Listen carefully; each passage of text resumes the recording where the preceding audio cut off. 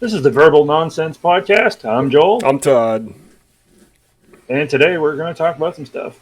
Yeah, absolutely. I, Nonsense. Nonsense. I'm going to ask you straight up, Joel. Have you ever had an abortion? No, I have not. Oh, Have you? okay. I personally have not. I've never actually considered it. It's never really come up in conversation. But this Indiana doctor has had an abortion. In fact, he had over 2,200 of them in his home. These were discovered. He passed away. I, I bought a whiteboard to be totally prepared, and it was on my wall over here. And instead of looking up here, I was gonna mount it here, but then I dropped it, and now it's down here. So instead of looking up here, I'm now looking down here. But anyway, his name is Ulrich Klopfer, and he was an abortionist down there in Indiana. Down there, up there, we're in Missouri. Indiana's north of us. I need to learn my geography. But in Fort Wayne, Indiana, he had 3 clinics, and after his retirement, forced retirement, he moved It's to actually Will. Hmm? east of us. Indiana's actually east of us. It's northeast. You're splitting hairs. Well, I'm just saying, I traveled from here to Massachusetts, and you go through Indiana, well, Illinois, Indiana, Ohio, Pennsylvania, yada, yada, yada.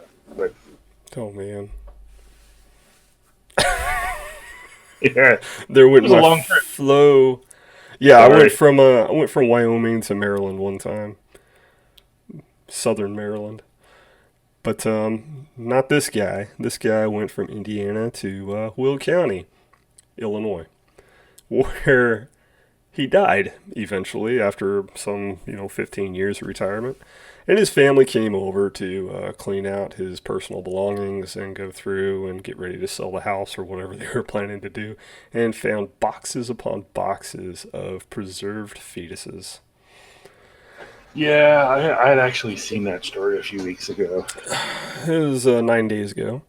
But did you Was it happen really to? nine? It wasn't. Uh, It really wasn't that long ago that this uh, happened. It was about okay. 8 or 9 days. I think 9 days as of today.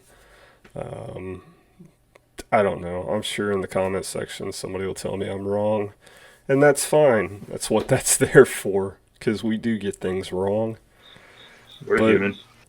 not as wrong as this. Um, the Goodness gracious. The press release from the sheriff's department said that they had no notable reason to think that this was like a fetish. Um, his ex partner disagrees. His ex partner, I did not write his name down, but he probably doesn't really want to be associated with this guy any more than he already has been. They believe that the fetuses were collected somewhere between 2000 and 2002, so this guy has had them in these boxes for a while. Ah, They found the boxes, the cardboard boxes, just taped up in the garage. Neighbors say that, when Klopfer was out doing yard work or whatever, the garage door would be open. So the guy was obviously not actually trying to hide them necessarily. They weren't in a secret bunker or behind a bookcase door or anything like that. They were just in his garage in boxes. They were like in sealed plastic bags with formaldehyde or whatever that these crazy people have. The He apparently had lost his license from Klopfer had lost his license years ago from mismanagement of records. His ex-partner says that he was a very sloppy record keeper and also sloppy with his abortions. So he does not believe that the meticulous way that these fetuses were apparently cataloged in his garage were signs that of just taking your work home with you. I myself have personally tried to figure out any reason why this would occur. And at first I was thinking, why do you... Actually, I'm going to throw that at Joel. We're going to have a little Q&A here. Why oh, do you think, personally, why anybody would keep an actual number 2,246 fetal remains in their garage. The first thing that would come to my mind would be research. Maybe he was trying to do something with the tissue, or I have no idea.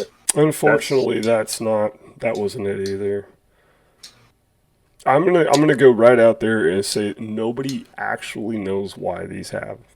But what are you, like, theories that you can come up with? My biggest theory was this was right around 9/11. The economy wasn't that great. Maybe you didn't quite have money for disposal. I asked an expert witness, not an expert witness, but an expert witness. I asked an expert about how you dispose of medical waste, which I'm guessing that this is what that is. And she said that, these are disposed of just the same way as hazardous waste is disposed of. So I asked Google that how much does this cost, and they said anywhere from 50 to 75 cents a pound. Okay, yeah, I'm gonna go out there and say that last time I bought hamburger, it was $4.49 a pound. So cost difference seems a little weird. Of course, they just go incinerate them. I incinerate my hamburger on a pan. So, I mean, honestly, as far as the cost of abortions, which can range anywhere between $300 and I think it was like $300 to $900, depending on what state you're in, it doesn't seem like the medical waste part really drives on why you would not want to just send these things away. Want to shoot back to the 90s. China was accused of, and some people say there was proof, some people say it was just a rumor. Anyway, it raised a big stink when President Bill Clinton gave him favored nation status, but it was reported that China at that time, and I've looked up to see whether this was true or not. There's a lot of mixed issues. Some people say they are still doing this, some people say it never happened, but consuming human oh my gosh, I came really close to saying feces instead of fetuses. They're really close to doing that. Both are gross. Yeah. Take that, trade war.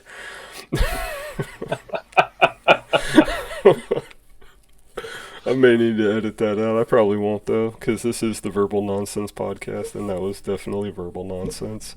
But no, China, they were saying during the 90s that China was eating aborted fetuses in, like, restaurants. I mean, I'm sorry I can't butter that up. I don't know what they called them. But they eat some really strange things for strange reasons there in China. The other white meat? Now we're getting racist, because we all know that's not white.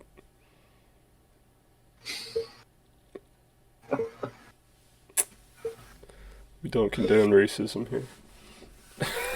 I'm just kidding. I wasn't being racist.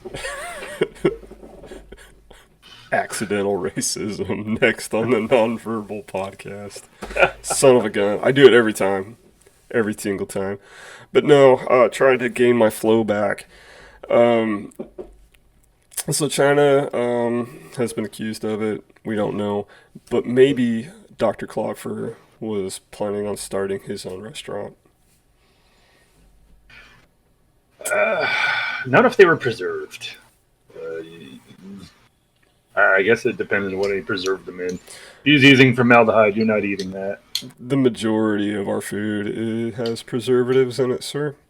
It does, but not formaldehyde. You don't want to eat formaldehyde. I've watched Drugs Inc. People smoke formaldehyde. I mean, there's a difference between inhaling a little bit of it as opposed to eating something that has been soaking in it. They didn't actually say it was formaldehyde, and that was purely a joke. I enjoy urban cannibalism. I like reading stories about it. There's quite a few of them, believe it or not.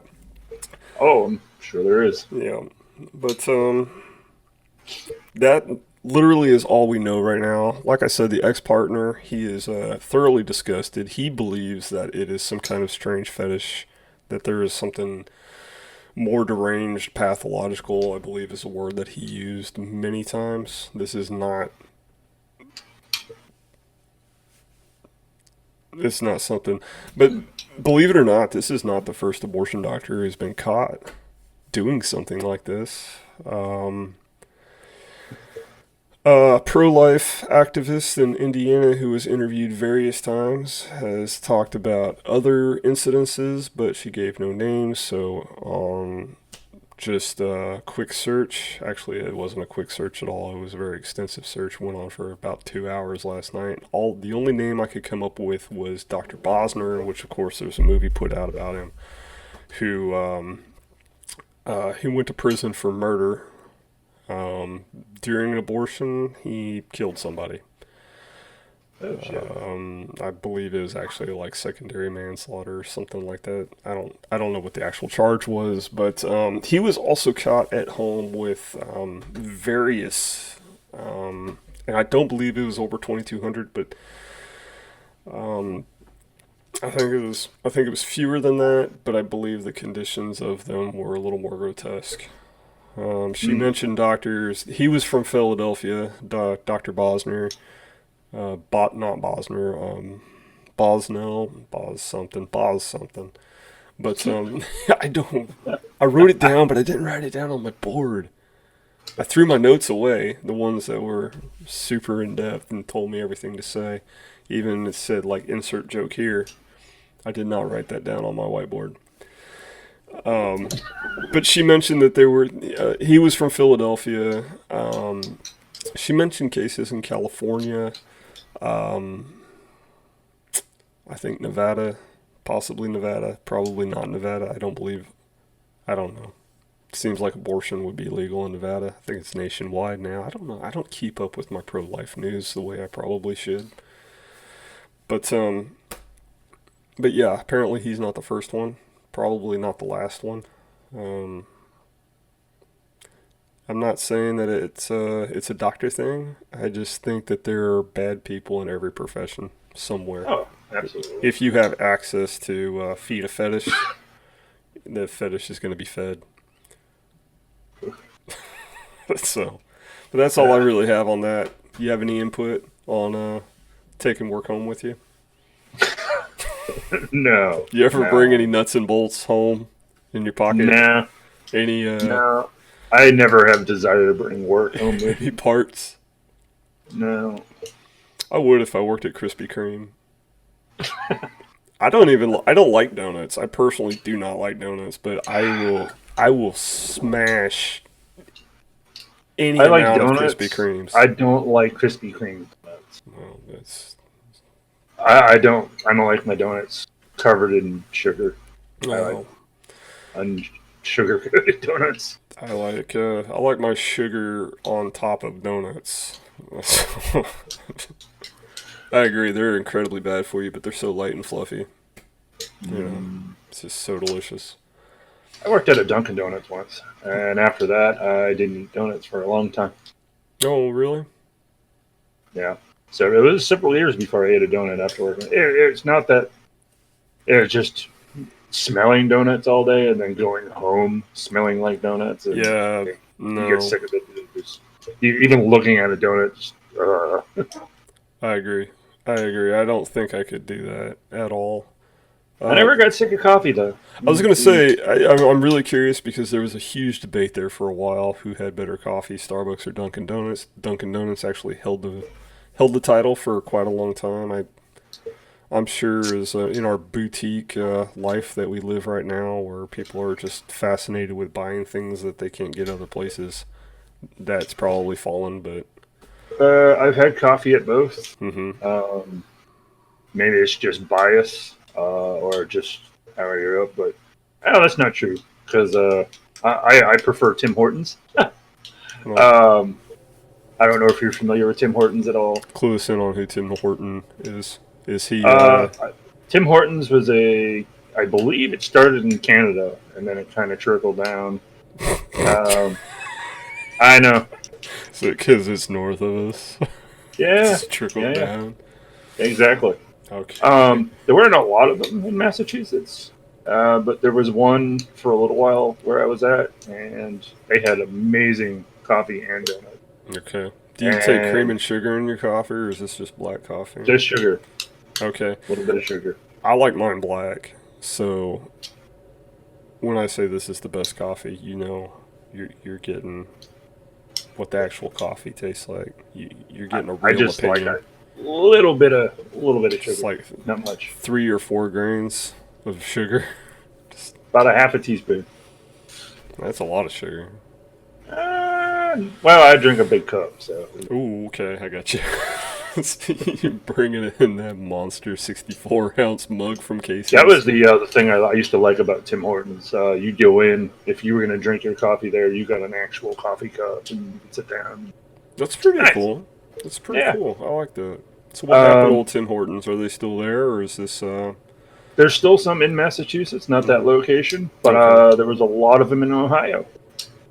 That's interesting. Yes, and we stopped, got some donuts, got some coffee. It was pretty sweet. I liked it. That's what's It's been a up. while.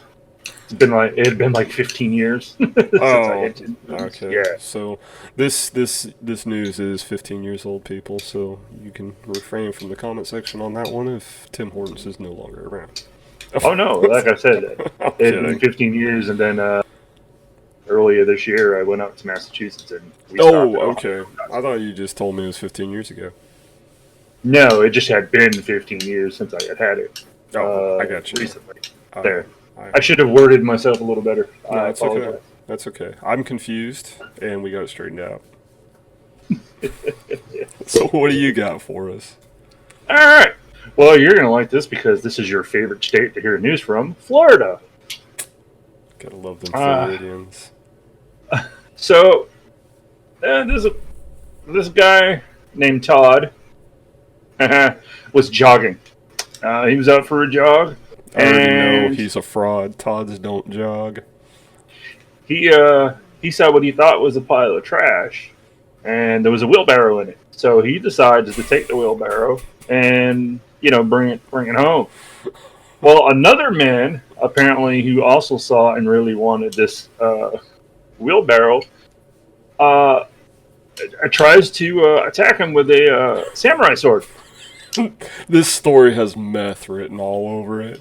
So the guy with the wheelbarrow runs. He takes off with the wheelbarrow. He carries this thing to his house because he knows he's got a security camera pointed out front. And there's actually video footage of these two guys struggling over this wheelbarrow. One guy using one hand to swing the sword at Todd. And so yeah, the guy is currently arrested, and they're bringing charges of attempted murder against him. Over a wheelbarrow. And further the story, a woman shows up and reclaims the wheelbarrow, saying that wasn't a pile of trash. They had just moved stuff outside, getting ready for a garage sale.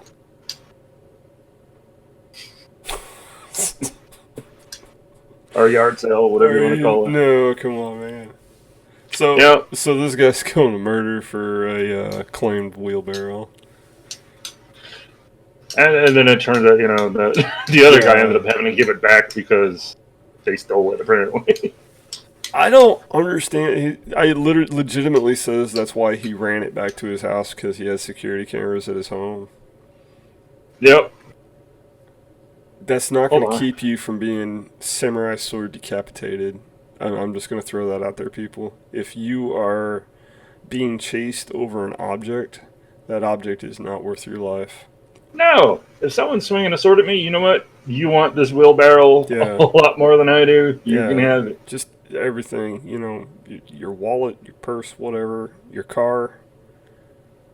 You can get those things back. You can't get your life back, especially if you have a freaking ninja trying to take it from you. A meth ninja. Meth ninja. I mean, these people are disturbed. I don't know. Is that the security camera does not call backup. All it does is identify who killed you. Yeah, exactly. But Yeah, well, that's one of the things he started doing was pointing at the camera and telling the guy, "Look, this is being recorded." Yeah, the guy, it's probably broad daylight. The dude owns a sword. I mean, he's already yep. a little off. Yeah, yeah. 9 times out of 10, people robbing you aren't that really that concerned about. You got adrenaline pumping. You got a sword in your hand. You already feel like a badass. It's like cops come, I'll kill them too. You know, so, I mean, this guy, Yep. he's They're fighting over a wheelbarrow. He yeah. he really wanted that wheelbarrow. Well, yeah. I mean, how else are you gonna haul your bodies? You know, it's like Easy body disposal. yeah, it's like ooh, I'll just chop these bodies in half with my samurai sword, and I can move them with that wheelbarrow. Yeah. That's insane, though. Not as But yeah. insane as the data breach in Ecuador. Have you heard about this? I'm serious. Actually, it's actually been reported that 28 million people in the country of Ecuador have have had their information, their identity information breached, leaked. Excuse me, breached. There's been a breach in a server, and there was a leak of information. I heard there's a lot of different reports on it. 28 million people is the largest number I've read, which is interesting because the population of Ecuador is 16.6 people. So either their census is off, or they also have databases of all their dead people with all their addresses and medical and financial information. The server that this breach was from was based in Miami, Florida. It all comes back to Florida. Maybe that's what that guy Dun-dun-dun. needed the wheelbarrow for, was for all the pages he printed. He's like, ooh, I'm gonna steal the bank accounts of all these Ecuadorians. Incidentally, I don't understand how the country of Ecuador thought this would not happen. And if you're not up to current events, Julian Assange stayed for a long time in Ecuador, um, fleeing prosecution from the U.S. government. Of course, Ecuador eventually decided to give him up. And so, this, as far as data leaks go, he is reigning king supreme in current history over it. So, they don't know who did it necessarily, where the drive to do it was. I'm pointing fingers, not at Joel, but Julia Assange. That seems like some decent. It's like, oh, you country of Ecuador wants to give me up. Oh, I'm going to give up the entire country of Ecuador. Uh, So he pulled a Takashi 6ix9ine and just ratted out everybody. I guess he just pulled out. I'm guessing somebody else did it. I'm sure it wasn't him. I'm sure it wasn't actually connected. But if it was me, I would have done it. Yeah, if I was Julia Assange being arrested in I England now. wasn't planning on talking about the Takashi 6ix9ine thing, but I think it's hilarious. What is the Takashi 6ix9ine thing? Do you know who Takashi 6ix9ine is? Oh He's a yeah, mumble. yeah. Yeah. He's the dude who is like a notorious snitch now. I've And seen the I mean, memes. I've seen the yeah, memes. he is. So he apparently he had an affiliation with a gang called the 6ix9ines, I believe. That's why he Yeah, has the 6ix9ine tattoos all over him. yeah. And and of course, he goes on his videos talking about all the stuff that he's done with them, and then he gets hauled in. Uh, and now he ratted them out, and now he's pointing the fingers at everybody, trying to cut down anything they have against him. I guess to nothing. He's ratting out other rappers. He's pointing the finger at anybody he can. Now, I'm not gang affiliated or anything, but I have watched my good share of Gangland, the History Channel. Um, he's not gonna last very long. Period. You There was know. actually video footage of him being kidnapped already, and I guess they roughed him up pretty good and threatened him a whole bunch. But I think maybe that's why he's now pointing fingers at other rappers. I don't There's a know, but there's a video of him being kidnapped. These people are ratting he on themselves. no he was with somebody, and they pulled up in an SUV, and his friend took video of them pulling him into the SUV and driving off with him. Golly, that I'm sounds. like, I'm surprised that Takashi just didn't end up being disappeared. Blood in, blood out. I mean, that's how it's supposed to be. I guess. I don't know. I don't understand that lifestyle personally. I get you get in a bad enough situation, and that seems like your only option. I guess, but man, eventually you kind of think there's got to be something more. And you grab that crappy rap career that he had. It seems like you would have hung on to that pretty hard. No, I mean, if they Well, wanted a cut of your, I don't know. I don't know.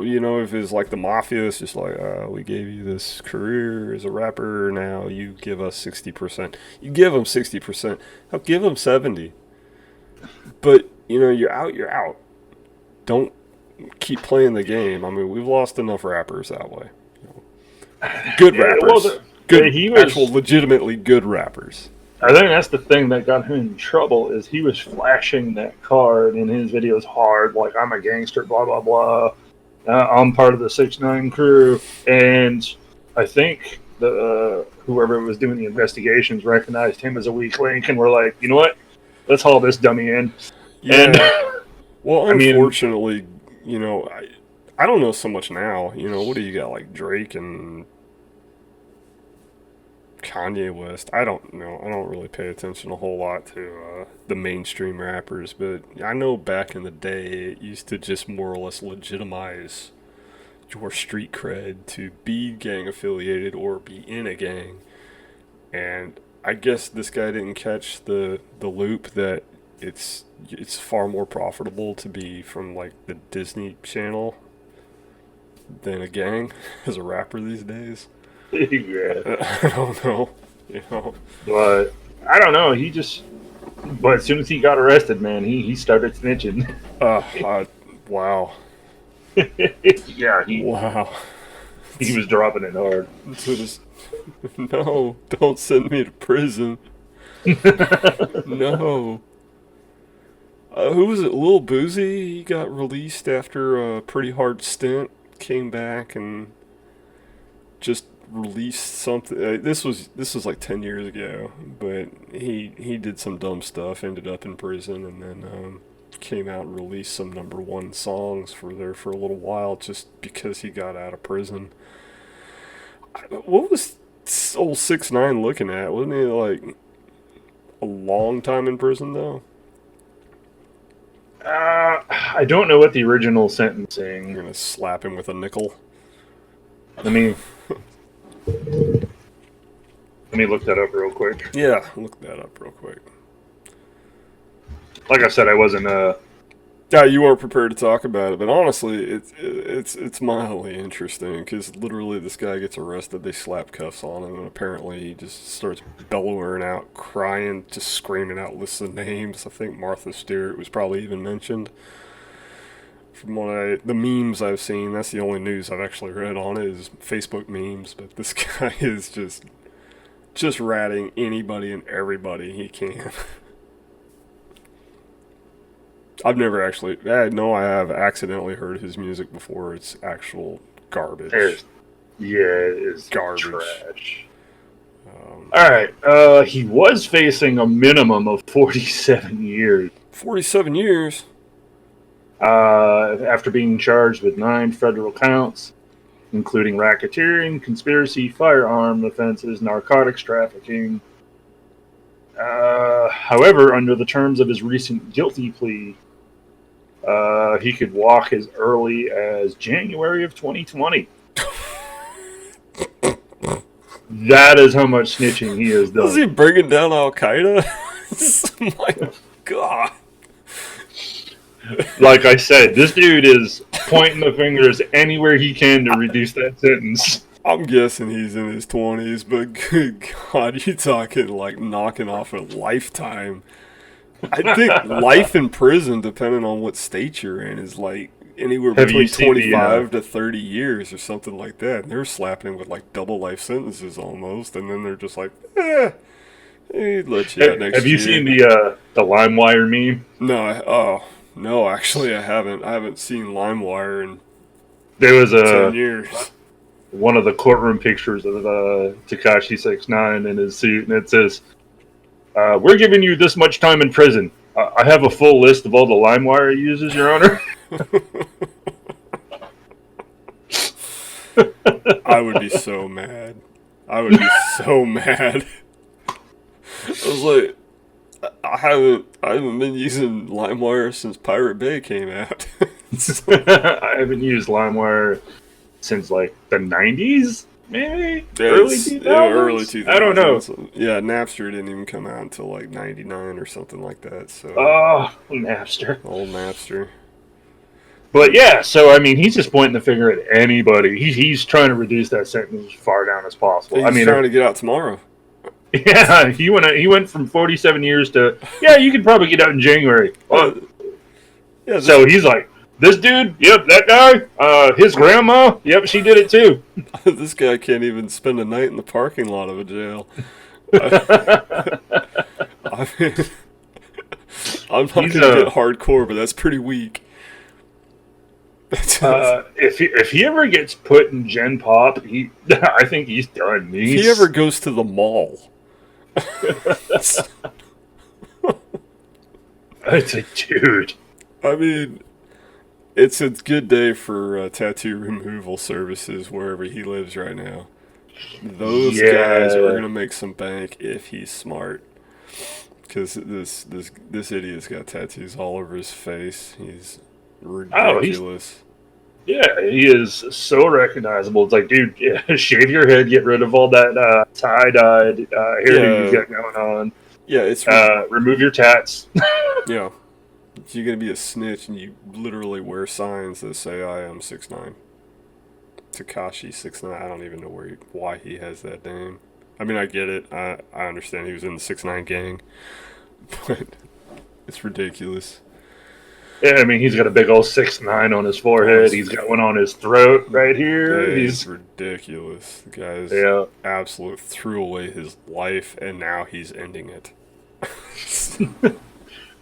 So, that wasn't your normal topic you were going to cover. What else were you going to talk about there? Because I only have one more. Oh. All right. Well, you know me. I like historical stuff. I enjoy it, too. But I don't like talking about it.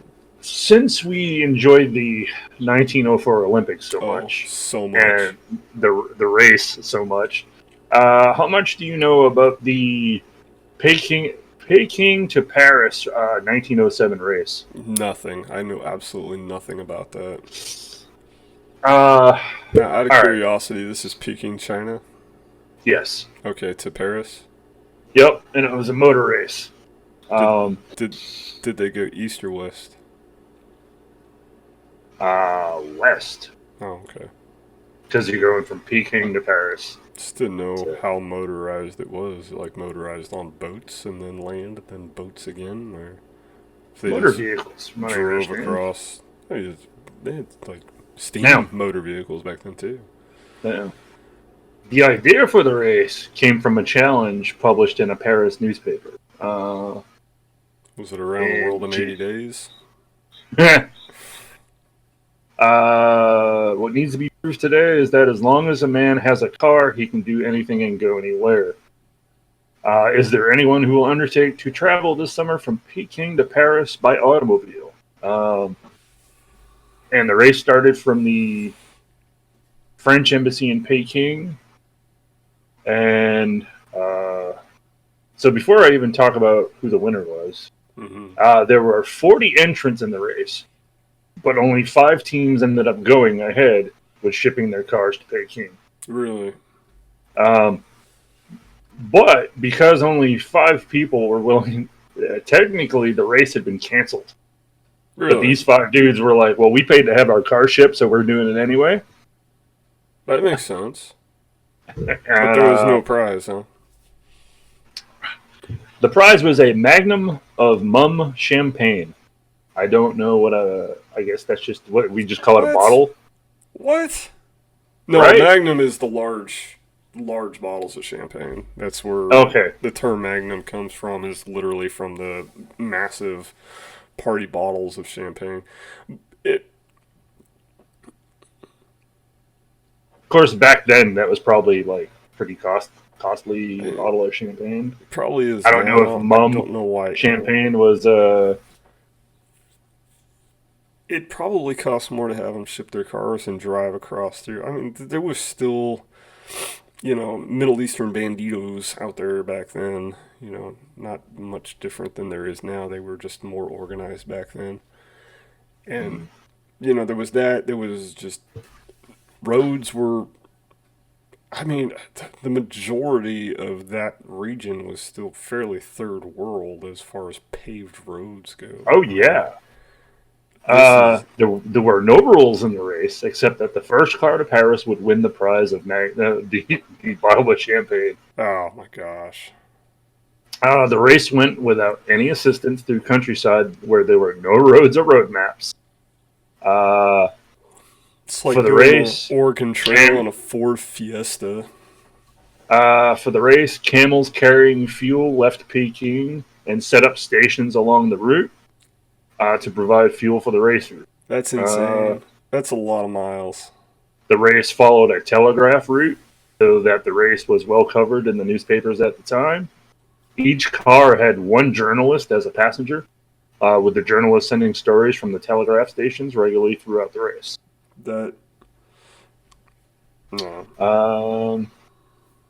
Let's see.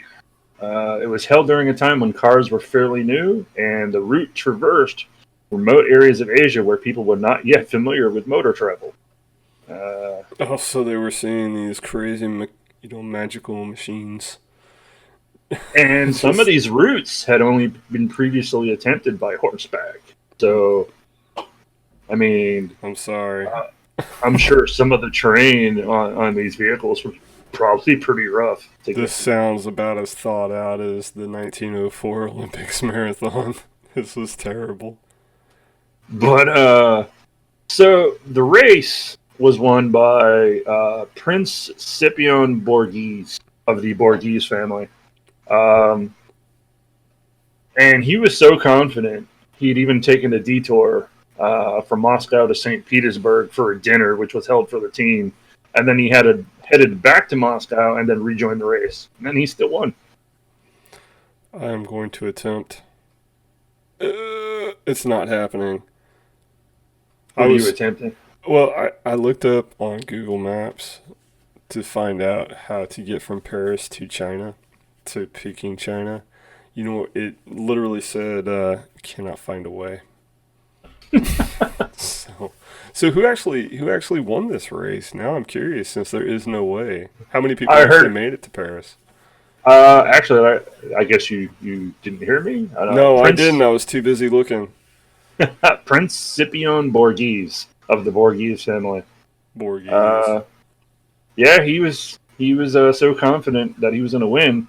He even took a detour from Moscow to St. Petersburg for a dinner, and then went back to Moscow and rejoined the race. And he still got first place. So there was like an actual route they had to take eventually. Yeah, it was mapped out. Like it was a telegraph route. Okay, yeah, I heard the telegraph route part. I just thought that was more of a guide than a rule. Second in the race was Charles Goddard in the Spiker. I don't know what a Spiker is. Hold on. He had no money. He had to ask others for petrol, and he borrowed his car for the race. He was later arrested for fraud near the end of the race. Apparently, he had lied about something to get the car. I just need it. I just need to and borrow it to move some furniture. and then there was someone was driving a Contel Cyclar. I guess it was a 3-wheeled car, and it Oh. got bogged down in the Gobi Desert and was not recovered. Hmm. Apparently, the crew of that vehicle were found alive by locals. It's gone forever.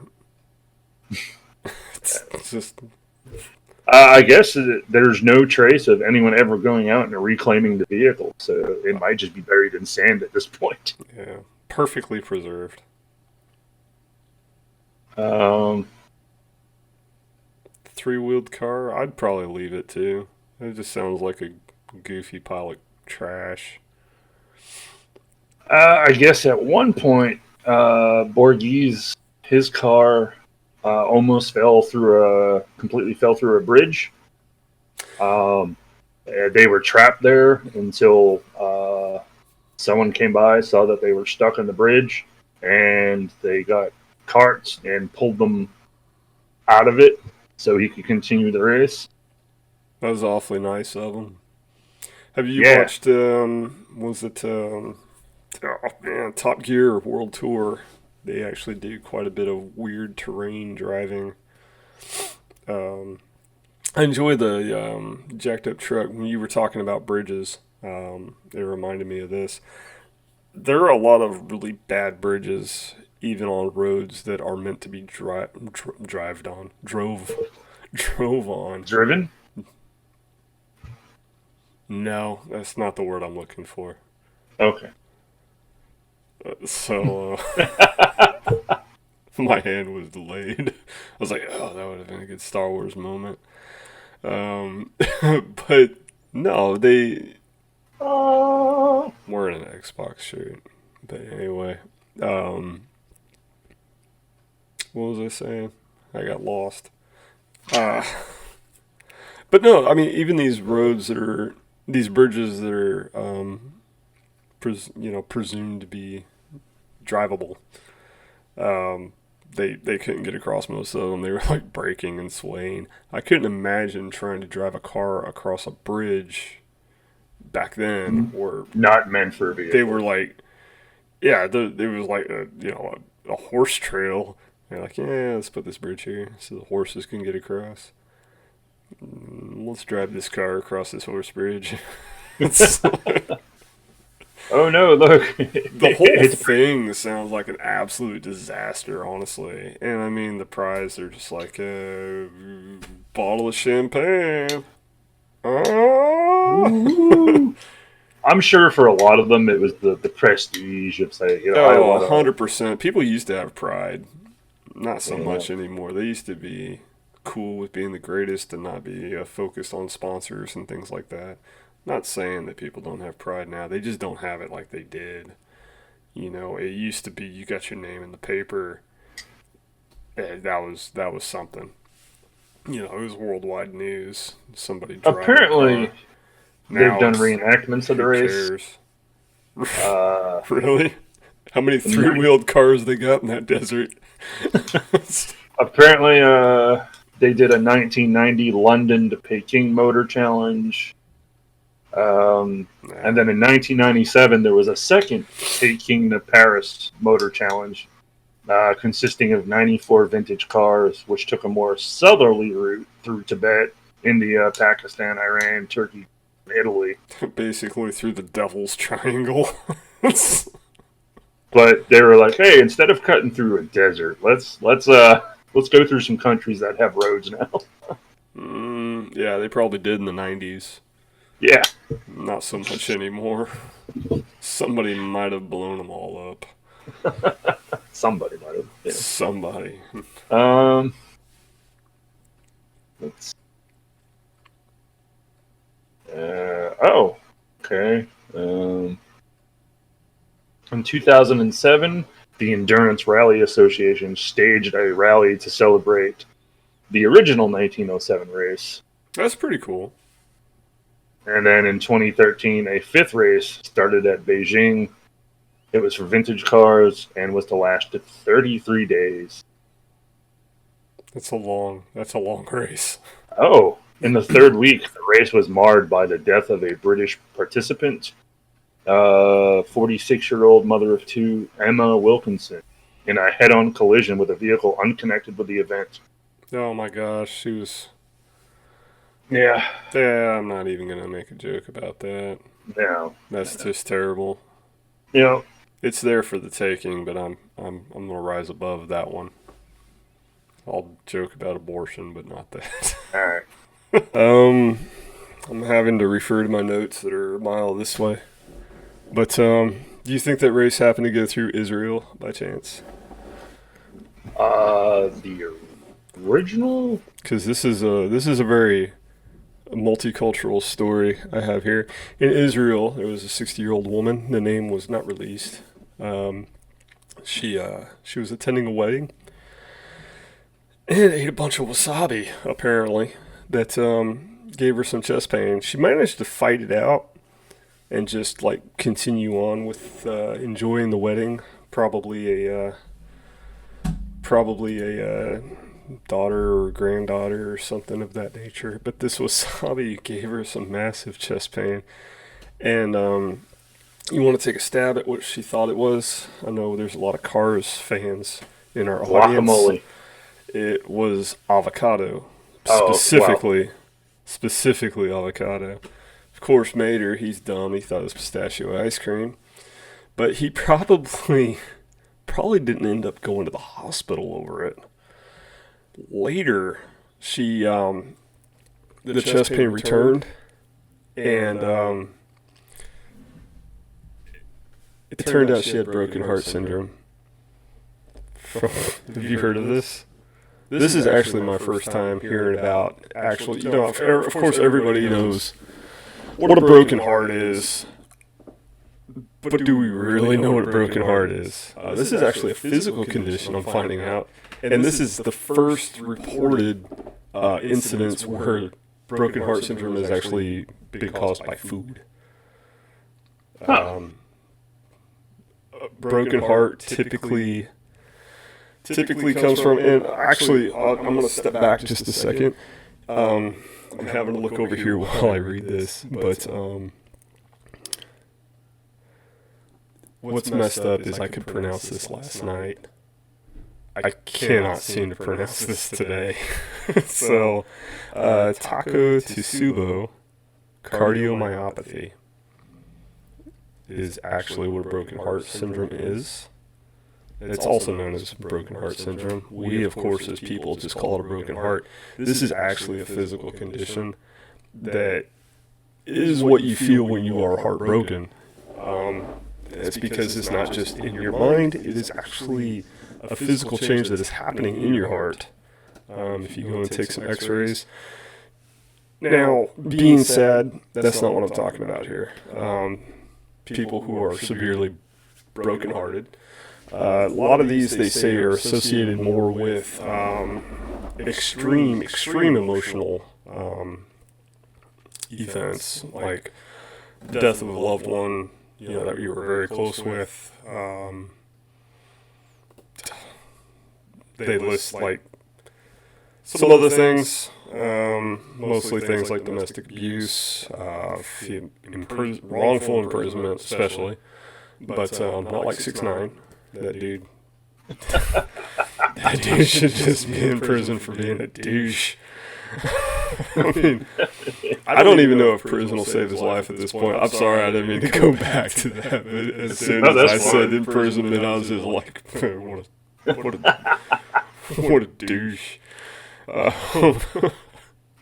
dude should have just taken his time, maybe gotten solitary. If you can't do the crime, don't do the time, homie.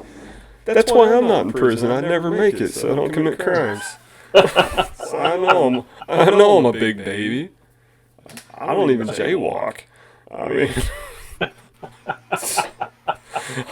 I don't. Oh my goodness. I mean, I could barely handle a speeding ticket. All right, somebody even mentions court, I break out into a sweat. I'm like, what? They're like, no, man, you got to read this book. It's a classic, King Arthur and his court. And I'm like, oh, whoa. I thought we were talking about something else here. You're telling me I had to lawyer up. So I break into a sweat. It's like when I eat mayonnaise. That stuff's so spicy. But no, I mean, people get a broken heart for a lot of reasons. Divorce or getting out of a relationship that you've been in, just complete emotional involvement. That's where what they're talking about is. I'm gonna attempt it again. Takotsubo cardiomyopathy. That. It legitimately is a physical change. And for you weeaboos out there, just hardcore anime nerds will actually know what this is. The name comes from an octopus. It's octopus. Fishing jar. A Takotsubo. It's a jar they use for octopus fishing. Fishing. So Melissa in the comment section, you're getting your wish. I went so far without destroying anything. I am butchering all of it now. She's going to be so happy. Oh, she's going to be stoked. I expect mad thumbs and shares. You heard it, Melissa. Yeah. He wants all of the shares and all of the likes. I know. You probably already knew what I was talking about. Just the poll of viewers, how many waifu body pillows do you have? And I already knew about Takotsubo cardiomyopathy. But the reason it gets his name is your heart actually swells. A small portion of your heart on the left side actually swells to form a shape in an X-ray that looks like this jar. Huh. Yeah, I'm assuming the original X-ray was probably taken in Japan, possibly in some kind of weird third world culture of Japan where they still use these jars. They just had an X-ray. I was like, oh, your boyfriend broke up with you? Let's get an X-ray. Oh, this looks like a octopus fishing jar. But this woman is okay. She survived her broken heart from thinking that wasabi was avocado. I've been brokenhearted about a lot of things, typically food, but never to this extreme. How about you, Joel? Have you ever eaten anything you thought was something else? No. Hold on, you cut out there for a second. I make sure of what I'm going to eat. I like knowing what I'm about to. I'll try stuff that I've never eaten before. I'm not afraid of trying new things, but I like to know what I'm eating. Well, that's so you can have it again. So it's not like I'm gonna look at something and go, well, it could be this. I'm just gonna. I don't like to make assumptions. I mean, some things are when you see mac and cheese, but. Yeah. If I'm not 100% sure, I like to find out before I go putting it in my mouth. What about those weird cakes that you see typically on Facebook? It's like, oh, this cake looks like a turkey leg, but you won't believe what happened next. I'm sorry, I'm a sucker. This looks like a cake, but it's actually mashed potatoes with meatloaf in between. Yeah, you mean that? Yeah. Actually, it's more or less. It looks like this, and it's actually cake. Would you be heartbroken in that instance? I call that false advertising. Well, everything. It depends. I mean, false, if I see something that looks like shepherd's pie, I like shepherd's pie. And if I see it, I'm like, oh, dude, I am in the mood for shepherd's pie. And I grab a slice, and it's actually cake. I'm probably going to be disappointed. How far do you think you could throw a piece of shepherd's pie cake? I'm going to have to do some tests on that and get back to you. I'm not a fan of cake, but I do enjoy shepherd's pie. I do believe that would get frisbeed. No cake for anyone. This shepherd's pie is a lie. I won't mention any names, but I do know somebody, a good friend of mine. Oh my gosh. Somebody knew he does not like broccoli. And they also, his mom offered him broccoli, and he was over for dinner. And she knows he hates broccoli. But he was like, yeah, sure. And so she put it on his plate, just a little bit. And he grabbed No. all of the broccoli in his hand, walked to the back door, opened it, threw the broccoli out the door, and shut the door, went and sat back down. That's a man who knows what he wants. You know, it's like, I Uh, don't like broccoli. I won't have broccoli on this table, or in this home, or in this yard. It's going over the fence. that's, that's aggressive, you know. Yeah, that's really aggressive. So, yeah, that's it for Takayasubo cardiomyopathy. Has anybody ever actually heard of that? I'm curious. Other than the weeaboos.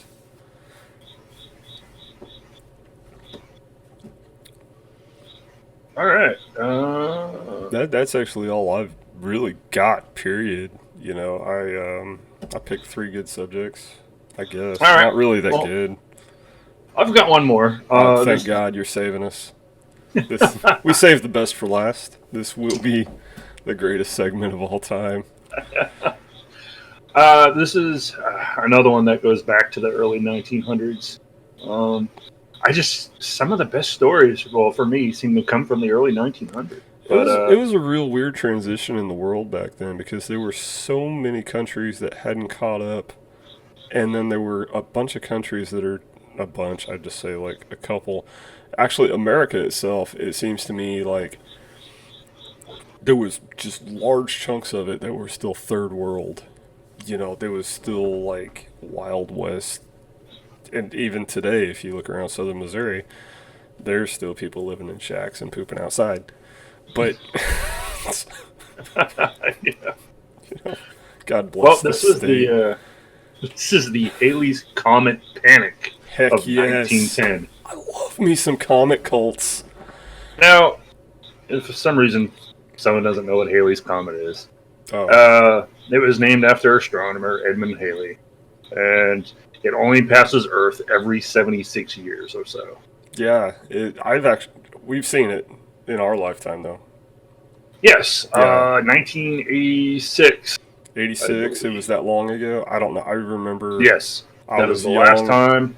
and it hung in And the cloud. It hung in the clouds. Hung in the sky forever. I mean, it felt like a week. There was this giant comet out there, and it was weird because we had. I lived in California at the time. There was a lot of dust where I lived, but the town next to me there was also a lot of smog. So at night, sometimes it was red, sometimes it was like a bluish, sometimes it was brown. Yep. It was awesome depending where you were at. I love me some comets. and the next projected return will be 2061. Yeah. Wow. I'll be impressed if I'm still alive then. Yeah, same here. So will the rest of the world, honestly. Yeah, the way things are going. All right, but anyway, No, so I'll be over 100. when it showed up in 1910, there was a lot of theories on what this thing was bringing with it. A lot of people were, enthused about it because telescope sales skyrocketed. Hotels were offering special deals. People could gather on the tops of the roofs to watch the meteor pass. That's awesome. But there was a French astronomer who believed the comet's 24 million mile long tail contained poisonous signage and gas that would impregnate the atmosphere and possibly snuff out all life on the planet. That's never stopped us from doing dumb things before. So, the New York Times did a piece on this dude's apocalyptic theory that, and then some other newspapers ran wild with the story. The New York Times did, you said? Yep. New York Times. And people started ransacking stores for gas masks. New York Times running panic for over 100 years. Con men were making a killing by selling anti-comet pills. Shut up. And there was an actual thing where people thought the comet would cause the Pacific to change basins with the Atlantic Ocean. and turn the world into one heterogeneous mass of chaotic confusion. Would they just do this like that? Is it I guess just that's what they like the thought. oceans play hopscotch? Yeah, I guess. Change basins. That's They would play leapfrog with each other. I don't know. there'd be I like don't know how they thought they would change basins. I just is one going to go north and the other one's going to cut south and just swap? How would you know? I mean, how would you legitimately know? It's like we have water samples of each right now, just in case this happens. Would they be catching different fish?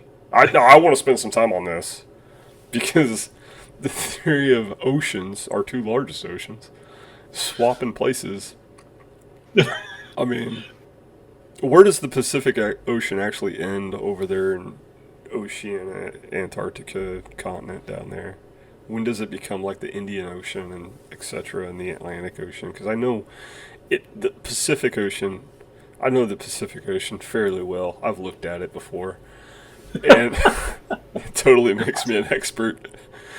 I've seen it with my own eyes. I'm an expert. I've seen it with my own eyes. I know it exists. Take that. You know, I get so tired of Pacific Ocean deniers. I've seen it. But how would you do that? How would you assume? I don't even know how they came to that conclusion. Mind you that cocaine and heroin were both still legal and readily available through mail order catalogs back then. Or you could go to the doctor and get a prescription. Or you could not get a prescription and still buy it legally. Oh, yeah. I mean, what I'm saying. A lot of doctors back then... you would prescribe those for several different things. I mean, I'm having a hard time, waking up in the morning. Well, here, take some of this cocaine and rub it on your gums and have a good day. Medicinal cocaine. But, it's like MDMA and LSD hadn't really become a thing yet. That didn't happen for another 50-some years.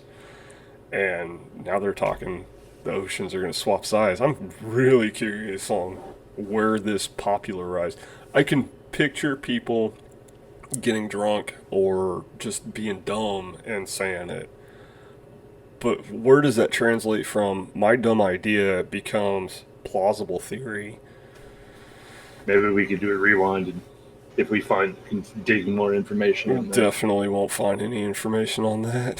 Probably not, because that's the first time I've ever heard of that. We'll just have to have a segment called speculation or something, because we'll just have to make stuff up just like these people did.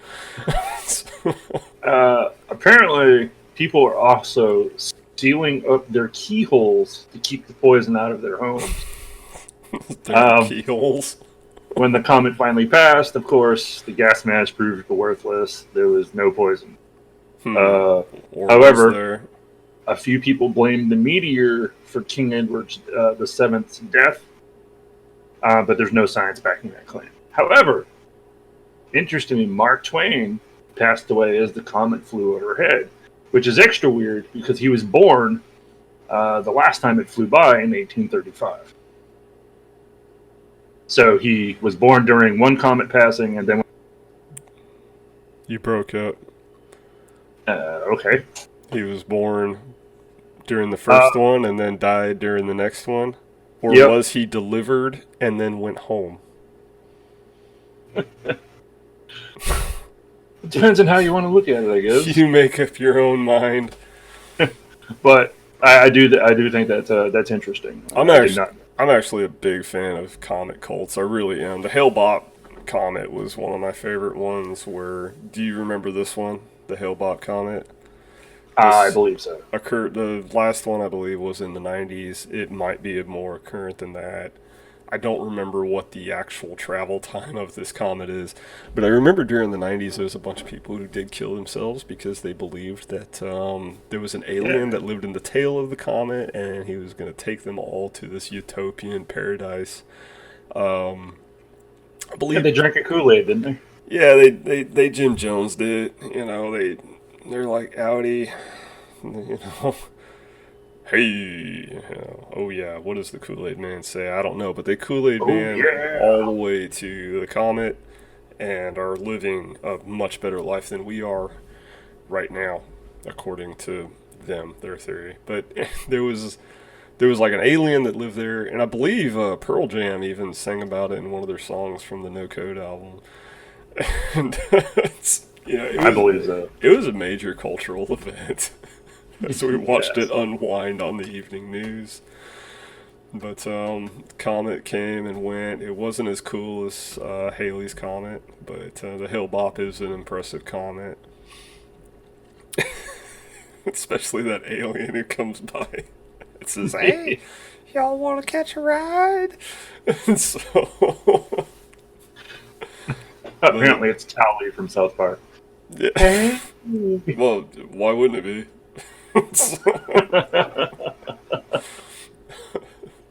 Want to catch a ride? Yeah, it's a good time. Comets are good times. It's good, safe entertainment. They're up there. As long as you don't drink the Kool Aid. I drank Kool Aid, not their Kool Aid, but Yeah, I was well, young that's enough. fine. I was drinking. I was heavily drinking some Kool Aid back then. Oh yeah, who didn't drink Kool Aid? I still drink Kool Aid. I don't. I grew out of that. Well, I still eat peanut butter and jelly sandwich. I just drink purple Kool Aid while listening to 6ix9ine. Because apparently I'm just as thug as he is, possibly even more. Because homie ain't no snitch. Careful, he'll rat you out next. Probably. Oh, you might want to look into Todd over there. He ain't no snitch, he said, so he must know something. He hit me hard on that verbal nonsense podcast snitch tape. He's just the He diss track. I think he's proved he's willing to point at anybody to use his sentence as He much is- as he can. He's not even a lowercase g at this point. Terrible. I'm sorry. As soon as you said that, I just immediately. I remember I saw a meme the other day that had compared him to Martha Stewart. Of course, Martha Stewart was arrested for insider trading and Yeah. did her time. Didn't snitch anybody out. So apparently Martha Stewart is more gangster than 6ix9ine. Oh yeah, absolutely. Now- She probably should. What's that? Oh yeah. She probably shipped 6ix9ine. She'd probably make him into a nice Christmas ham. With some. She would use a very organic method of the body then. Oh, absolutely. With only the finest garnishes of orange peels and. She would make him a very nice bouquet Yeah, for his funeral. It's just a nice arrangement. She is so gangster. I think it's awesome that she does a cooking show with Snoop Dogg. Yeah, yeah, and that was post arrest. I mean, Snoop had no influence on her gangsterism. Is Yeah. Her thug life. I have actually not watched that cooking show. Which is bad because I'm a connoisseur of cooking shows. I enjoy them. It's not. I actually don't enjoy them, but when they come on, I get sucked in. I'm just like, oh, is he gonna eat that burger? I bet he's gonna eat that burger. See It what he, looks so delicious. see what he says about that burger, and then 5 hours later, I'm still watching. It's like, oh, what if is he gonna eat that burger now? How does this guy get to eat so many burgers? I just sit there perplexed and just bewildered by all the amazing food these people just get paid to eat. But I'm not saying it's something I would want to do, but because I'm sure they eat a lot of bad food too. But man, that's it. That's all I've got. Yeah. According to my board, that's it. That's it. Same here. So I think we're done here. Failed board. I'm done. I'm so done with this today. All right. Well, thank you for watching the Verbal Nonsense Podcast. I'm Joel. Absolutely. I'm Todd. I'm not done with you, though. I'm not done with you, the viewer. There is more. There will be more. Man, I'll just throw it out there. If you enjoyed it, like and subscribe. If you know people who like our stupid humor, share it. Absolutely. if you don't like it, don't break my heart. Just walk away. Turn off notifications. Remain subscribed, and just walk away. So, you don't have to dislike anything. Don't be hateful. Yeah, just like those crazy fake Chinese program accounts. Just like send me a message. Don't make it public. We'll try to fix it. We'll try to fix it. Oh. Just like those fake Chinese app companies, we need to figure out how to remove the unsubscribe button so you can never unsubscribe. I'm going to ramble on for just a couple minutes, but I recently subscribed to a service that I decided I did not want. It was at the point where it was like, if you want to do more, you need to pay X amount. I was like, I really don't want to do more, and I don't want to pay X amount. So I'm going to just go ahead and remove my account. Impossible. Can't remove. Can't walk away. They're unsubscribed from the mailing list is broken. I click the link probably, I don't know, 4 or 5 times a day now, and I'm just like, dude, I don't want your emails anymore. Please don't. I literally was on your site for 30 minutes, and before I decided this was not something I wanted. I just can't, they won't let me go. Just, please. Oh, man. I don't know. That's all I got now. I'm done now, so enjoy your evening.